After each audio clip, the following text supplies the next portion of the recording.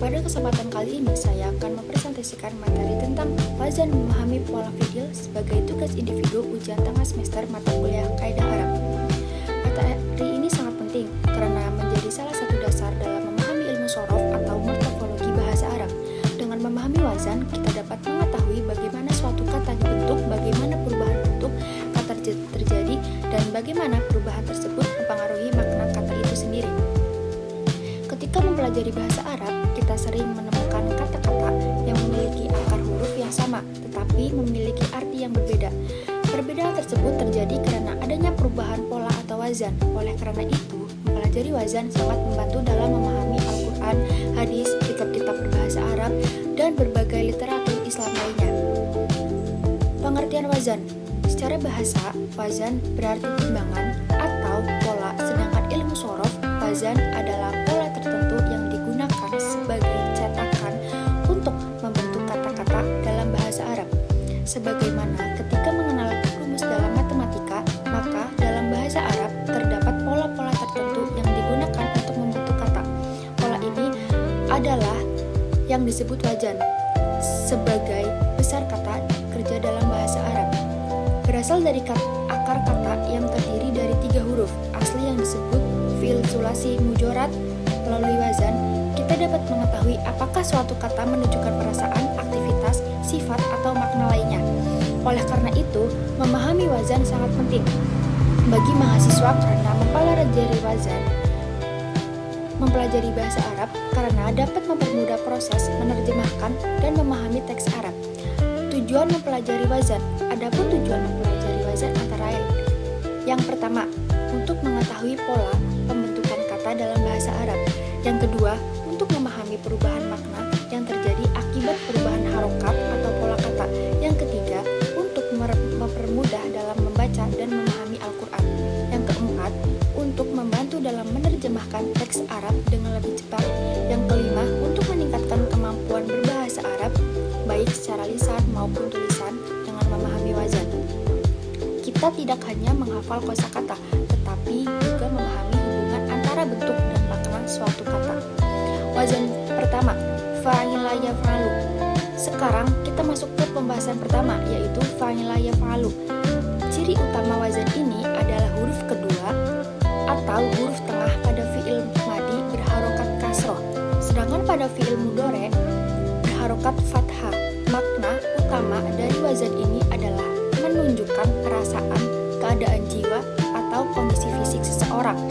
Dengan kata lain, kata-kata yang mengikuti pola ini biasanya menggambarkan sesuatu yang dirasakan oleh seseorang.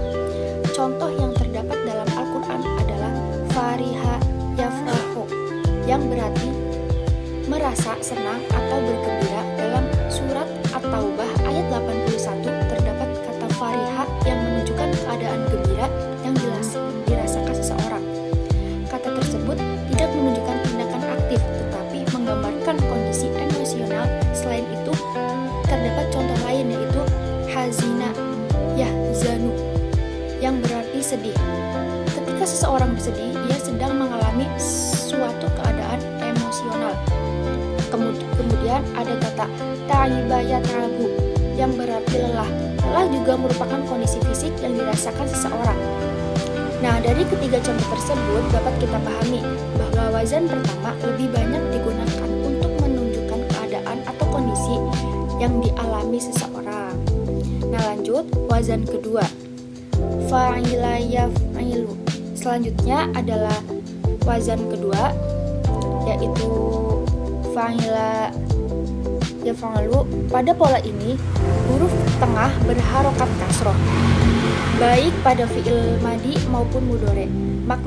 Makna utama wazan ini adalah menunjukkan aktivitas, proses, atau perbuatan berbeda dengan wazan pertama yang menunjukkan keadaan. Wazan kedua menunjukkan adanya suatu aktivitas yang dilakukan. Contohnya yang sangat terkenal adalah alima ya'lamu, yang berarti mengetahui. Dalam surat Al-Baqarah ayat 216 disebutkan wallahu ya'lamu wa antum la ta'lamun, yang artinya Allah mengetahui sedangkan kamu tidak mengetahui. Kata mengetahui merupakan aktivitas akal yang melibatkan proses berpikir dan memahami. Contoh Contoh berikutnya adalah hasiba yahsibu, yang berarti menghitung atau mengira. Ketika seseorang menghitung sesuatu, berarti ia sedang melakukan aktivitas tertentu. Kemudian ada fahima yafhamu, yang berarti memahami.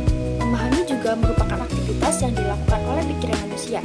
Oleh karena itu, kata-kata pada wazan kedua lebih menunjukkan adanya proses atau kegiatan yang dilakukan seseorang. Kita lanjut pada wazan yang ketiga, yaitu fa'ula yaf'ula. Pembahasan berikutnya adalah wazan ketiga.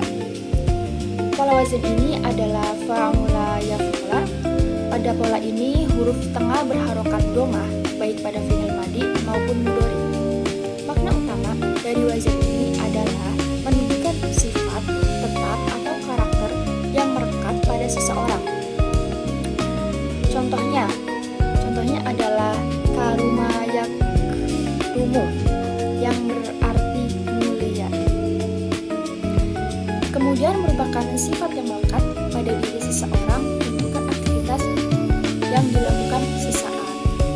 Contoh lainnya adalah hasiba hasuna yahsunu, yang berarti baik. Kebaikan dalam konteks ini menunjukkan karakter atau sifat yang dimiliki seseorang. Dalam kehidupan sehari-hari, kita sering mengatakan seseorang memiliki sifat baik, mulia, jujur, atau berakhlak luhur. Semua itu termasuk karakter yang menetap dan tidak hanya terjadi pada satu waktu tertentu. Karena itu, wazan ketiga digunakan untuk menunjukkan sifat atau karakter yang terus melekat pada seseorang. Nah, perbandingan ketiga wazan untuk mempermudah memahami. Mari kita bandingkan ketiga wazan tersebut.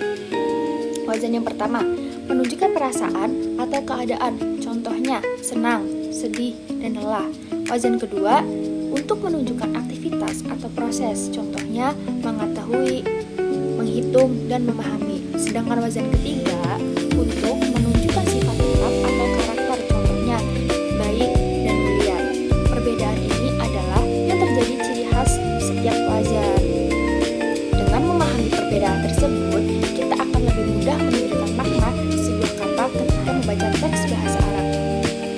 Nah, kesimpulannya, sebagai penutup, dapat disimpulkan bahwa wazan merupakan pola dasar pembentukan kata dalam bahasa Arab yang sangat penting untuk dipelajari wazan. Pertama, fa'ila yaf'alu, menunjukkan perasaan atau keadaan. Wazan kedua, fa'ila yaf'ilu, untuk menunjukkan aktivitas atau proses. Sedangkan wazan ketiga, fa'ula yaf'ulu, menunjukkan sifat tetap atau karakter yang melekat. Dengan memahami ketiga wazan tersebut, kita dapat lebih mudah memahami makna kata-kata dalam Al-Quran maupun teks bahasa Arab lainnya. Nah, pemahaman terhadap wazan juga menjadi langkah awal yang sangat penting dalam mempelajari ilmu shorof